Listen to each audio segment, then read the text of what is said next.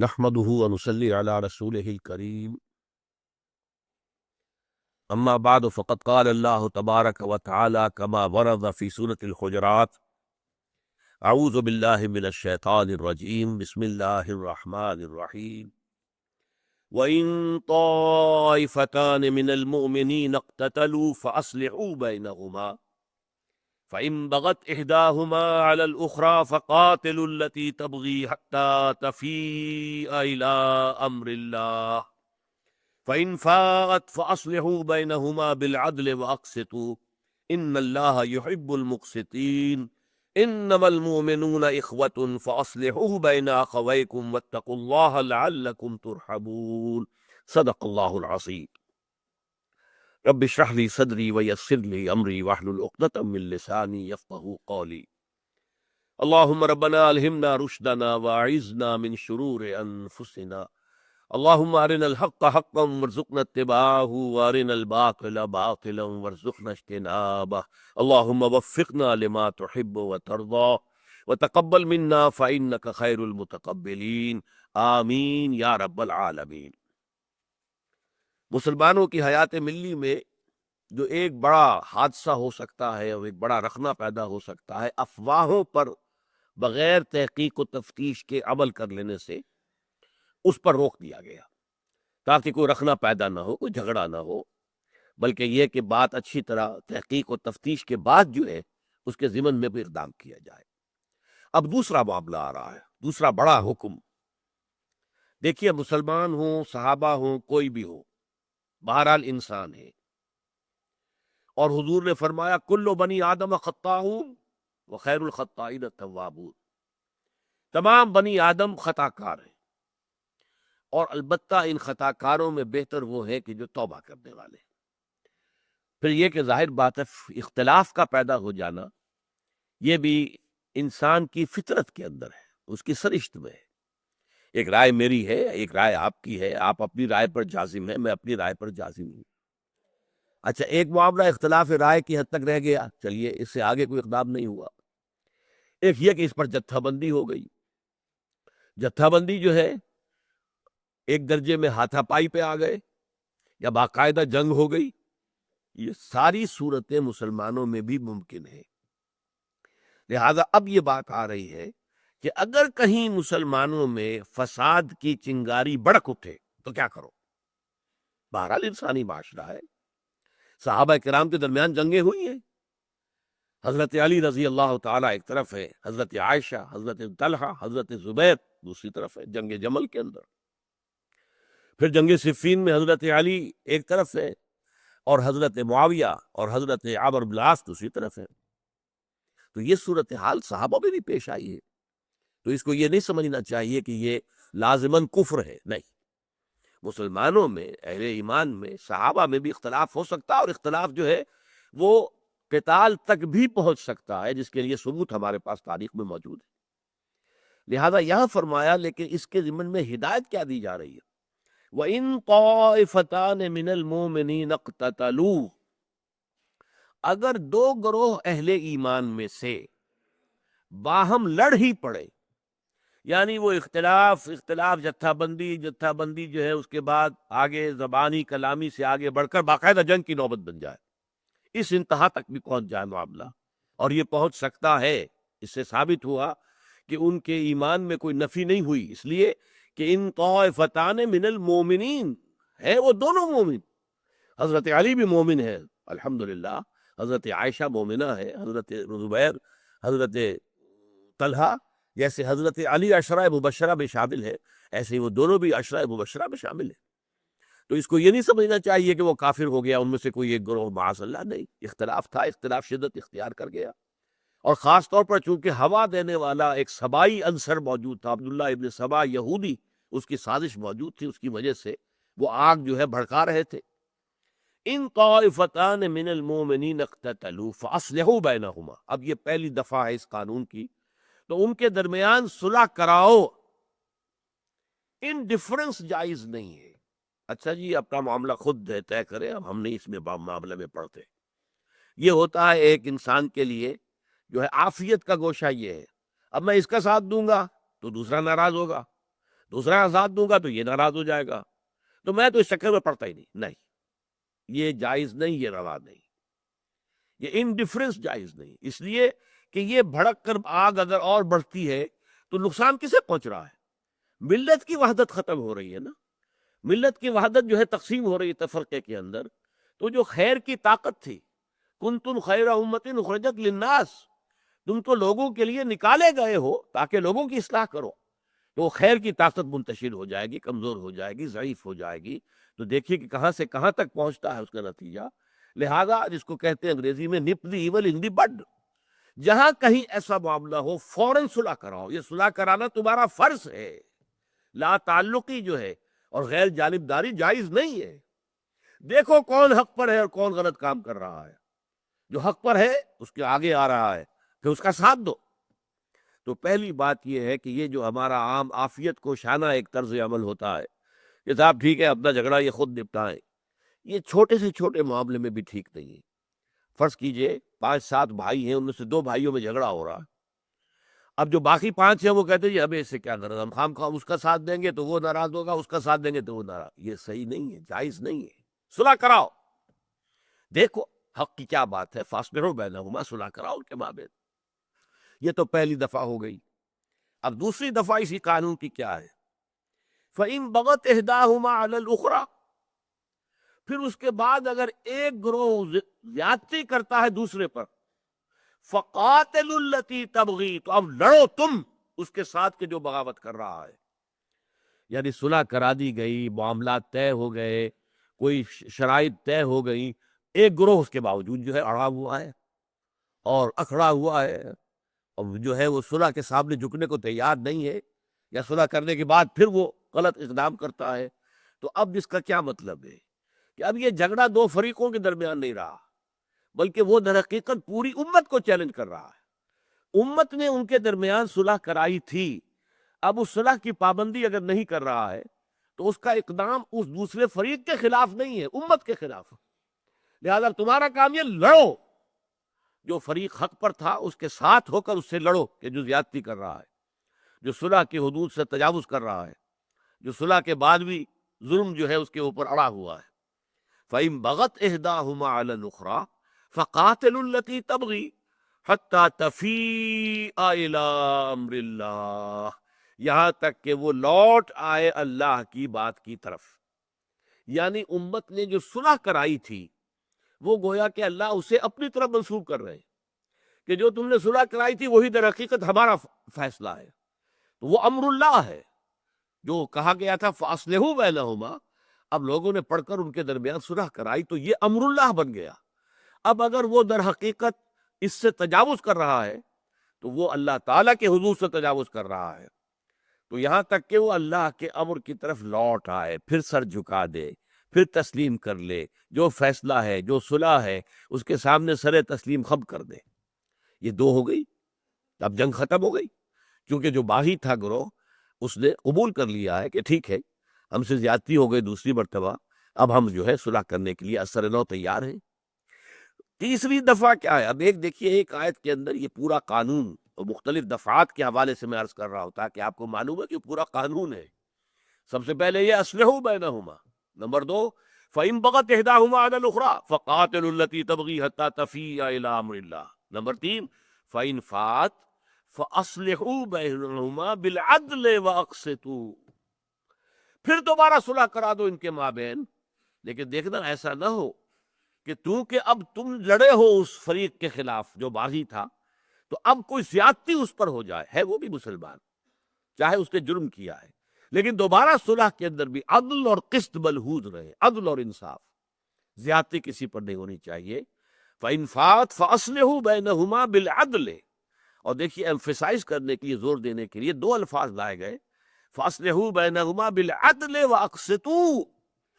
انصاف کے ساتھ ان کے مابین صلح کراؤ، عدل کے ساتھ، قسط کے ساتھ، کوئی زیادتی نہ ہو۔ واللہ یحب المقسطین، اور یقیناً اللہ تعالیٰ تو انہی کو پسند کرتا ہے کہ جو عدل اور قسط سے کام لینے والے ہیں۔ اس کے بعد اب فرمائی وہ آیت جو اس پورے مسئلے میں ایک روح کی حیثیت سے رہنی چاہیے، اس کا لب لباب کیا ہے، اس کا باطنی جذبہ کیا ہے، اس کی روح کیا ہے۔ انما المؤمنون اخوۃ، دیکھو مسلمان سب آپس میں بھائی بھائی ہیں. فاصلحوا بین اخویکم، تو اپنے دو بھائیوں کے مابین ضرور صلح کرایا کرو. یعنی یہ معاملہ در حقیقت کہ جو روح ہونی چاہیے. ظاہر بات ہے ہر سلیم الفطرت انسان کا دل کوستا ہے کہ یہ بھائی ہیں آپس میں لڑ رہے ہیں، لیکن سائز لینے کو تیار نہیں. آئیں ان سے بھی بات کریں، ان سے بھی بات کریں، دیکھیں کہ بھائی آپ زیادتی کر رہے ہیں، یہ معاملہ صحیح نہیں ہے. دوسرے کی یہ بات صحیح ہے، دوسرے سے کہے کہ تمہاری وہ بات تو صحیح تھی لیکن یہ بات تمہاری صحیح نہیں ہے، اس میں تم ترمیم کرو. اس تکلیف کو کوئی دوبارہ کرنے کو تیار نہیں، بلکہ عام طور پر کہا ہی جاتا ہے یہ جو جی بھائی ہے آپس میں جو ہے پھر صلح کر لیں گے، ہم خواہ برے بن کے رہ جائیں گے کہ انہوں نے فلاں وقت جو ہے میرے اس مد مقابل کا ساتھ دیا تھا، میرا ساتھ نہیں دیا تھا، میرے ساتھ دشمنی کی جو بنیاد پڑ جائے گی اور یہ آپس میں بھائی بھائی پھر بھائی ہو جائیں گے. نہیں، انما المؤمنون اخوۃ، تمام مسلمان آپس میں بھائی بھائی ہیں. فاصلحوا بین اخویکم، تو جیسے ہر سلیم الفطرت انسان کو دکھ ہوتا ہے کہ دو بھائی کیوں لڑ رہے ہیں، تو اسی جذبے کے ساتھ تمہیں چاہیے کہ اپنے بھائیوں کے مابین صلح کرایا کرو. چاہے کوئی رشتہ نہیں ہے، دو مسلمانوں کا جھگڑا ہے، وہ آپس میں رشتہ دار نہیں ہے، لیکن وہ اخوت اسلامی کا رشتہ تو موجود ہے. ان کے مابین بھی ہے، تمہارے اور ان کے مابین بھی موجود ہے. یہ اخوت اسلامی کا رشتہ ہے، یہ تو مشترک ہے. واتقوا اللہ، اور اللہ کا تقوی اختیار کرو. لعلکم ترحمون، تاکہ شاید کہ تم پر رحم کیا جائے. لعل کا ترجمہ ہوتا ہے شاید کے، لیکن میں نے کئی مرتبہ واضح کیا ہے جب اللہ تعالیٰ کے کلام میں آتا ہے یہ تو یہ یقینی وعدے کی شکل اختیار کرتا ہے. جیسے کوئی بادشاہ ہے بڑا، وہ اپنے کسی کمانڈر کو، اپنے کسی سپہ سالار کو بھیجتا ہے کسی بڑی مہم کے اوپر، بڑی مشکل مہم ہے، ہم تمہیں بھیج رہے ہیں، اگر تم کامیاب ہو گئے تو ہو سکتا ہے کہ ہم تمہیں فلاں علاقے کا گورنر بنا دیں، فلاں علاقہ تمہاری جاگیر میں دے دیں. ہو سکتا ہے، وہاں وعدہ نہیں ہوتا، لفظ ہو سکتا ہے یہ لیکن بادشاہ کے کلام میں ہو سکتا ہے کہ الفاظ جو ہے وہ وعدے کے درجے میں، کہ در حقیقت یہ پختہ وعدہ کیا جا رہا ہے. تو اللہ تعالیٰ کا کلام جو ہے کلام الملوک کے ملوک الکلام ہے، ظاہر بات ہے کہ یہ تو اللہ تعالیٰ کا کلام ہے، مالک الملک کا، تو اس کے اندر جو ہے وہ ساری کیفیات پوری طرح موجود ہے. تو فرمایا اپنے بھائیوں کے مابین صلح کرا دیا کرو تاکہ، اب یہاں لعلکم کا ترجمہ تاکہ ترحمون، تم پر رحم کیا جائے. اللہ تعالیٰ کا رحم، اللہ کی رحمت تم پر سایہ کرے، اللہ کا فضل و کرم جو ہے وہ تمہیں اپنے دامن عاطفت میں لے لے. تو یہ دو احکام ہو گئے کہ جو بڑے ہیں. بڑے میں نے اس لیے کہے کہ اس کی بنیاد پر جو ہے بڑے بڑے رکھنے مسلمانوں کے اندر قومیں لڑ پڑتی ہیں، صحابہ کرام لڑ پڑے ہیں. اب آپ کو معلوم ہے کتنے عرصے تک عراق اور ایران کی جنگ جاری رہی. اب چونکہ امت کی اور ملت کی وحدت نہیں تھی، کوئی اتھارٹی درمیان میں نہیں تھی، لہذا کوششیں اگرچہ کی گئی بہت کچھ، OIC کی طرف سے یا کبھی ہمارے حکومت کی طرف سے بھی کوششیں ہوئی کہ ان کے درمیان کو مصالحت کرا دی جائے، نہیں مانے. لیکن یہ کہ ملت کا چونکہ نظام موجود نہیں تھا. اگر نظام موجود ہو اور ایک امت ہو ہم، بجائے اس کے کہ قوموں میں اور ملکوں میں تقسیم شدہ ہوں، تو پھر ان آیات کے اوپر صحیح معنی میں عمل کیا جا سکتا ہے. تو یہ دو اس لیے بھی میں نے ان کو بڑے حکم قرار دیا کہ پہلے پر مکمل ایک آیت آئی، یا ایھا الذین آمنوا ان جاءکم فاسق بنبأ فتبینوا ان تصیبوا قوما بجہالۃ فتصبحوا علی ما فعلتم نادمین، پوری آیت. اور یہ جو دوسرا حکم آیا یہ تو چونکہ اس سے بھی زیادہ خطرناک معاملہ ہے، مسلمانوں میں خانہ جنگی جو ہے وہ بڑھتی چلی جائے، اس کی آگ پھیلتی چلی جائے، تو ظاہر بات ہے کہ امت کے لیے بہت شدید نقصان ہے، اس کی کمزوری کا باعث. یہی وجہ آپ کو معلوم ہے حضرت علی رضی اللہ تعالی عنہ ان کے دور خلافت میں وہ جو اسلام کا قافلہ آگے بڑھ رہا تھا، فتوحات کا دائرہ پھیل رہا تھا، اور جس کی شان یہ تھی کہ تھمتا نہ تھا کسی سے سیل رواں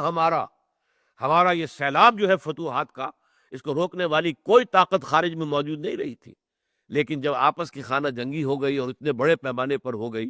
جنگ جمل میں 10,000 مسلمان ختم ہو گئے، جنگ صفین میں 74,000 مسلمان ختم ہو گئے، جنگ نہروان میں 4,000 ختم ہو گئے، 1,00,000 کے قریب مسلمان ایک دوسرے کی تلواروں اور تیروں سے ختم ہو گئے. تو پھر ظاہر بات ہے کہ باہر آگے بڑھنے کا تو کوئی سوال ہی نہیں تھا. کیسے قدم آگے بڑھیں گے جب اندر جو ہے خلفشار ہے، جھگڑا ہے، لڑائی ہے، دنگا ہے، فساد ہے. تو اس حوالے سے اس کے اندر صلح کرنا اور اس کو روکنا یہ بہت لازم ہے. لہذا اس پر دو آیتیں آئی. اب آ رہی ہیں دو آیات یہ دو آیات وہ ہیں کہ جن میں 6 چھوٹے حکم دیے گئے ہیں، ایک آیت میں 3، دوسری آیت میں پھر 3۔ تو اس اعتبار سے بھی یہ چھوٹے ہیں کہ ان میں در حقیقت 2 افراد کے درمیان معاملہ ہوتا ہے۔ وہ جو ہم نے پہلے بات کی ہے وہ اجتماعی سطح پر ایک قوم کے بارے میں افواہ غلط پھیلا دی گئی، ایک قبیلے کے بارے میں غلط خبر پھیلا دی گئی، اور اس سے یہ ہے کہ مسلمان جو ہے اس کے اوپر جا کر حملہ آور ہو گئے، یا مسلمانوں کے 2 گروہ آپس میں لڑ پڑے ہیں، تو وہ اجتماعی سطح کے اوپر ایک فساد ہے۔ ایک فساد یہ ہے کہ یہ مسلم امت جو ہے، یہ ظاہر بات ہے کہ افراد پر مشتمل ہے نا، ان دی فائنل انالیسس۔ ویسے تو ہم نے دیکھا کہ افراد سے خاندان وجود میں آئے، خاندان سے معاشرہ وجود میں آیا، معاشرے کے اوپر پھر حکومت اور ریاست آتی ہے، لیکن ان دی فائنل انالیسس آپ ہائیسٹ لیول پر بھی بات کریں تب بھی اصل شے تو فرد ہے۔ اب افراد کے درمیان اگر محبت ہے، حسن ظن ہے، تو یہ معاملہ مضبوط ہے۔ اگر یہ بانڈ جو ہے 2 افراد کے درمیان اگر یہ کمزور پڑ جائے تو پھر رکھنا ہو گیا، امت کے اندر رکھنا ہو گیا۔ جیسے ایک فصیل ہے، پرانے زمانے کی فصیلیں ہوتی تھی، اینٹوں سے ان کو چنتے تھے۔ اب اینٹ، ہر ایک اینٹ مضبوط ہونی چاہیے، نمبر 1۔ وہ تو ہو گیا کہ ہر فرد جو ہے مسلمان، اس کی سیرت و کردار پختہ ہونی چاہیے۔ یا ایھا الذین آمنوا اتقوا اللہ حق تقاتہ ولا تموتن الا وانتم مسلمون، یہ ہم پڑھ چکے۔ لیکن یہ ہے کہ اب ان 2 اینٹوں کو جوڑنے والا سیمنٹ سبسٹنس، جسے مارٹر کہتے ہیں آج کل، وہ مضبوط نہیں ہوگا۔ اگر تو اینٹیں ہی کمزور ہیں تو سیلاب کا ایک ریلا آئے گا، کچی اینٹ اس کے اندر کھر جائے گی، حل ہو جائے گی، تحلیل ہو جائے گی، معاملہ جو ہے وہ رکھنا پڑ جائے گا فصیل کے اندر۔ لیکن اینٹیں تو مضبوط ہیں، اینٹوں کو جوڑنے والا مسالہ کمزور ہے، تو سیلاب کا ریلا جب آئے گا وہ اینٹوں کو جدا جدا کر دے گا، پھاڑ دے گا، اور پھر یہ ہے کہ اسے خطرات اور دشمن جو ہے وہ در اندازی کرے گا۔ لہذا افراد کے مابین بھی ان کے درمیان بانڈ آف لو، وہ جو محبت ہے، جو بھائیوں کی طرح کی محبت ہونی چاہیے، اسے برقرار رہنا چاہیے۔ اگر 2 افراد کے درمیان یہ بانڈ آف لو کمزور ہوتا ہے، یہ محبت باہمی اور اخوت باہمی اگر کمزور ہوتی ہے، تو اس کا مطلب بھی یہ ہے کہ آخری نقصان اس فصیل کو پہنچ رہا ہے، اس امت کی جو استحکام ہے، اس کی جو قوت ہے، اس میں کمی آ رہی ہے۔ اچھا، اب یہ جو 2 آیتیں، ان میں دیکھیے گا 3 کام ایسے ہیں جو روح در روح کیے جاتے ہیں، وہ پہلی آیت میں ہے۔ 3 کام ایسے ہیں جو پیچھے پیچھے کیے جاتے ہیں، وہ دوسری آیت میں۔ بڑی عمدہ ترتیب ہے یہاں پر۔ فرمایا یا ایھا الذین آمنوا لا یسخر قوم من قوم، اہل ایمان دیکھو تم میں سے کوئی ایک گروہ دوسرے گروہ کا مذاق نہ اڑائے۔ یہ تمسخر جو ہے، یہ بسا اوقات دلوں کے اندر جو ہے وہ دراڑ ڈال دیتا ہے۔ آپ میرا مذاق اڑا رہے ہیں تو میرے دل میں مجھے خوشی تو نہیں ہوگی نا، میرے دل میں زخم لگ جائے گا۔ میں آپ کا مذاق اڑا رہا ہوں، آپ کا دل، آپ کے احساسات مجروح ہو جائیں گے۔ یہ جو زخم پڑ گیا ہے دل کے اندر، یہ اصل میں اس ملت اور امت کی جو قوت ہے اس میں کمی لا رہا ہے۔ لا یسخر قوم من قوم، اب اس میں جو اس کا جو روح جو ہے وہ اس قدر خوبصورتی کے ساتھ بیان کی گئی، عسیٰ ان یکونوا خیرا منہم،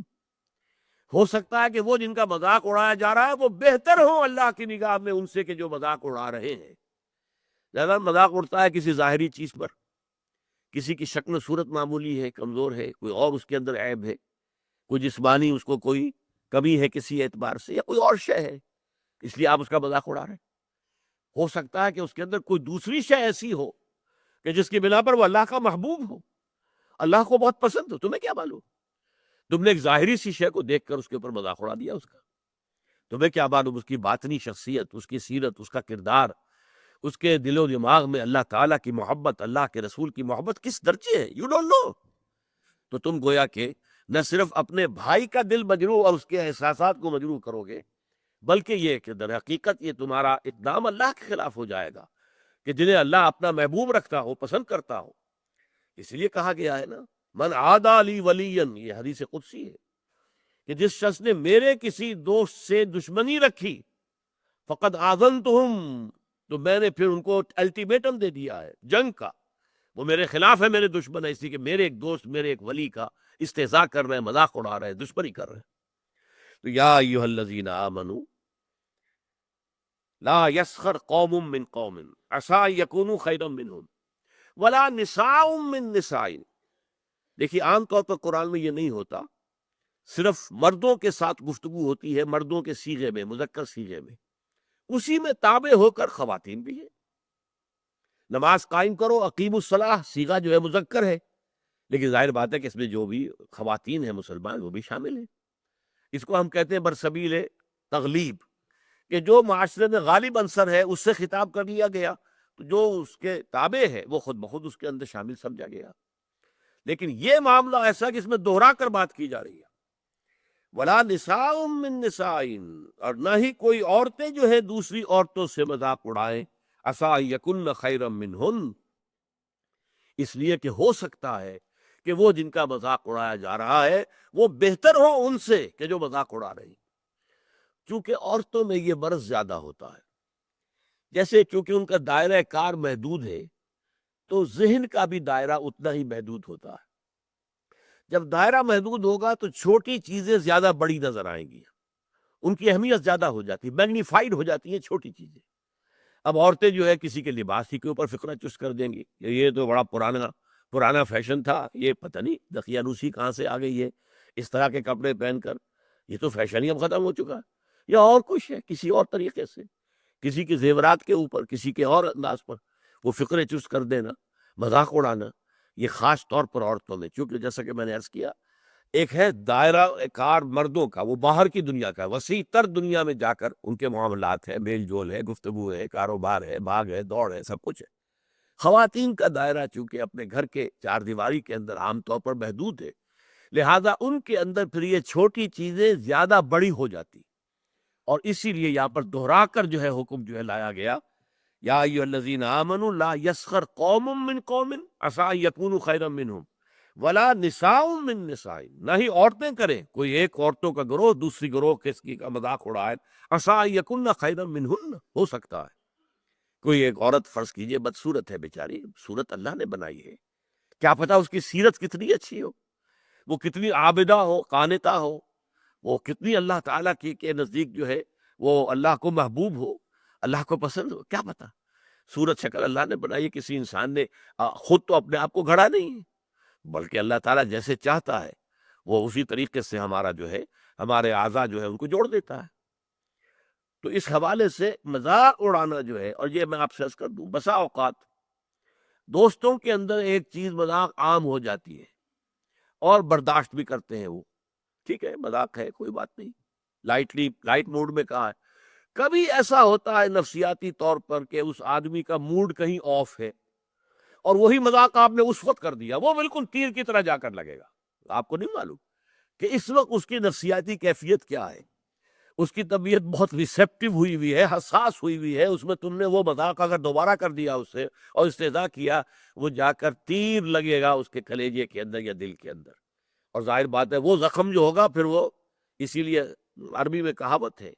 تلوار کا زخم مندمل ہو جاتا ہے، زبان کا زخم مندمل نہیں ہو سکتا، زبان کی کاش دل پر ہوتی ہے، تلوار کا زخم کندھے پر لگا ہے، کندھا جو ہے اللہ کرے گا تو شفا ہو جائے گی، زخم بھر جائے گا، تو تلوار کے زخم جو ہے وہ بھر جاتے ہیں، لیکن زبان کا زخم یہ نہیں بھرتا، یہ دل کے اندر ہوتا ہے، لہذا اس رکھنے کے لیے سد باب یا ایھا الذین آمنوا لا یسخر قوم من قوم عسیٰ ان یکونوا خیرا منہم ولا نساء من نساء عسیٰ ان یکن خیرا منہن ولا تلمزوا انفسکم، نہ ہی کوئی الزام جھوٹے لگایا کرو ایک دوسرے کو۔ لمز کہتے ہیں کوئی سارکیسٹک انداز جو ہے، تنزیہ، ڈیفیم کرنے کے لیے، رو در رو سامنے، ایک وہ ہے جو پیچھے ہوتا ہے وہ غیبت ہے، وہ غیبت تو آگے آئے گی، اگلی آیت کے اندر آئے گی، وہ 3 گناہ جو ہے چھوٹے وہ ایک آیت میں اگلی میں ہے، یہ 3 وہ ہے جو رو در رو ہوتے ہیں، کسی شخص کے منہ پر دے مارنا، تمہارے اندر تو یہ خرابی ہے، فرض کیجیے ہے، لیکن اس وقت تم نے یہ بات کہہ کے اس کے دل کو، اس کے احساسات کو مجروح کیا ہے۔ ویسے اگر اصلاح کا جذبہ ہو، علیحدگی میں کہیں جا کر کہو بھائی یہ آپ کی یہ معاملہ مجھے کچھ ٹھیک معلوم نہیں ہوتا، آپ اس کی کچھ درستی کیجئے، اصلاح کیجئے، یہ طریقہ صحیح ہے جو کرنا چاہیے، جس کے لیے کہ تلقین ہے، المسلم مرآۃ المسلم، ایک مسلمان کو دوسرے مسلمان کے لیے آئینہ ہونا چاہیے،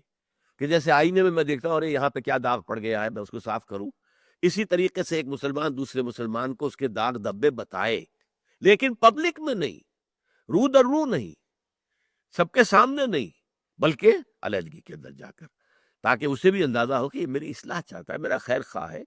یہ مجھے بدنام کرنے کے لیے، لوگوں کی نگاہوں میں میرا مقام گرانے کے لیے یہ بات نہیں کر رہا ہے۔ وَلَا تَلْمِزُوا أَنفُسَكُمْ وَلَا تَنَابَزُوا بِالْأَلْقَابِ، اور نہ ہی برے نام ایک دوسرے کے رکھ لیا کرو۔ آپ کو معلوم ہے کہ مختلف جماعتوں کی بات ساتھ بھی بات ہو جاتی ہے، مختلف فرقوں کی بات ہو جاتی ہے۔ اب اہل حدیث حضرات ہیں، ان کے لفظ وہابی، بھائی وہ اپنے آپ کو وہابی نہیں کہتے۔ عبداللہ ابن وہاب یقیناً ایک شخصیت تھے کہ جن سے ان کو دلچسپی ہے، محبت ہے، لیکن وہابی کہہ دینا یہ غلط بات ہے۔ آپ کو کہیے اہل حدیث کہیے، سلفی کہیے، ہے ان کا ایک نام ہے جو انہوں نے اپنے لیے تجویز کیا ہوا ہے، اسی نام سے کوئی آپ کیجیے، پکاریے۔ یا جیسے جماعت اسلامی کے بارے میں آج کل تو خیر اتنا زیادہ نہیں رہا، مولانا مودودی کا انتقال ہوئے جو ہے وہ اب تقریباً 25 برس ہو رہے ہیں، لیکن اس زمانے میں مودودی ہے، مودودی ہے، یہ مودودی ہے، یہ غلط بات ہے۔ وَلَا تَنَابَزُوا بِالْأَلْقَابِ، اس طرح کے لقب لوگوں کے رکھ دینا جو ان کے لیے تکلیف دہ ہو، انہیں ناپسند ہو، اور اس سے پکارنا، یہ اس سے بھی روک دیا گیا۔ اس سے بھی دلوں میں زخم لگتے ہیں، محبتوں کا رشتہ کمزور پڑتا ہے، اخوت جو ہے اس کے اندر کمی آتی ہے۔ اور یہ ساری کمی کہاں جا رہی ہے؟ ناوک نے تیرے صید نہ چھوڑا زمانے میں، یہ ساری کمی جا رہی ہے امت مسلمہ، ملت اسلامیہ کے اندر ذوف پیدا ہو رہا ہے۔ دو اینٹیں بھی اگر ان کے درمیان میں سے وہ سیمنٹ سبسٹنس اگر نکل گیا، یہیں سے وہ پانی جو ہے وہ مرے گا، اور ہو سکتا ہے کہ وہ فصیل کے اندر سے ایک بڑا شگاف کر کے وہ نکل جائے، یہ ممکن۔ لہذا افراد کے مابین بھی ان کے ایک دوسرے کے جذبات کا لحاظ، ایک دوسرے کی عزت نفس کا لحاظ، عزت نفس کا، ہر شخص کو ظاہر بات ہے کہ اپنی عزت نفس عزیز ہے، وہ چاہتا ہے کہ میرا اپنا ایک سیلف ریسپیکٹ اس کے اندر ہے، اور وہ یہ نہیں چاہتا کہ اس پر حملہ کیا جائے۔ اگر آپ کرتے ہیں تو اس کو آپ تکلیف پہنچا رہے ہیں، اس کو آپ زخم لگا رہے ہیں، اور یہ زخم جو ہے پھر اڈے بچے دے گا، اس کے نتائج نکلیں گے، اور وہ ساری زد کہاں جائے گی؟ ملی استحکام کی کمزوری کا سبب بنے گی۔ بئس الاسم الفسوق بعد الایمان، ایمان کے بعد تو فسوق کا نام بھی برا ہے، یعنی یہ یو ڈونٹ مین اٹ، لیکن پھر یہ زبان سے الفاظ نکالنا بھی برا ہے، یہ ایمان کے ساتھ اس کی کوئی مطابقت ہے ہی نہیں۔ در حقیقت اچھے ناموں سے ایک دوسرے کو یاد کرو، جس سے دوسرے کو بھی انشراح ہو، مجھے اس نے اس نام سے پکارا ہے جو مجھے پسند ہے، اس حوالے سے بات ہو، اس لیے اس کے ساتھ گفتگو کرو، اس کے ساتھ احترام جو آدمیت ہے، آدمیت احترام آدمی است، علامہ اقبال کہتے ہیں، آدمیت نام اس کا ہے کہ آدمی جو ہے ایک دوسرے کا، آدمی جو ہے وہ ایک دوسرے کا احترام کرے۔ بئس الاسم الفسوق بعد الایمان، اب یہ ایک تو ہو گیا ترغیب کا انداز، دیکھو ایمان والے ہو تمہارے بارے میں ہم نے کہا ہے وَلَٰكِنَّ اللَّهَ حَبَّبَ إِلَيْكُمُ الْإِيمَانَ وَزَيَّنَهُ فِي قُلُوبِكُمْ وَكَرَّهَ إِلَيْكُمُ الْكُفْرَ وَالْفُسُوقَ وَالْعِصْيَانَ أُولَٰئِكَ هُمُ الرَّاشِدُونَ، تم ان میں ہو۔ تو ان میں شامل ہونے کے بعد یہ چھوٹی چھوٹی باتیں آپ کہیں گے بڑی معمولی سی باتیں، کیا جی I didn't mean it، میرا یہ کہنے کا مراد نہیں تھی، میں اس کو تکلیف نہیں پہنچانا چاہتا تھا، لیکن نہیں، یہ لفظ بھی استعمال کرنا جو ہے اسم الفسوق، برائی کا نام بھی ایمان کے ساتھ جو ہے مطابقت نہیں رکھتا۔ لیکن اب دوسری طرف دھمکی بھی دے دی وَمَن لَّمْ يَتُبْ فَأُولَٰئِكَ هُمُ الظَّالِمُونَ، اور جو توبہ نہیں کریں گے وہ ظالم ہیں، وہ پھر اللہ تعالیٰ کی سزا کے مستوجب ہیں، مستحق ہیں۔ تو گویا کہ ترغیب بھی ہو گئی، دیکھو یہ تمہارے ایمان کے منافی ہے، یہ طرز عمل مت اختیار کرو، اور دھمکی بھی ہو گئی، ترہیب بھی ہو گئی، باز نہیں آؤ گے تو اللہ کی نگاہ میں تم ظالم قرار پاؤ۔ بارک اللہ لی ولکم فی القرآن العظیم ونفعنی وإیاکم بالآیات والذکر الحکیم۔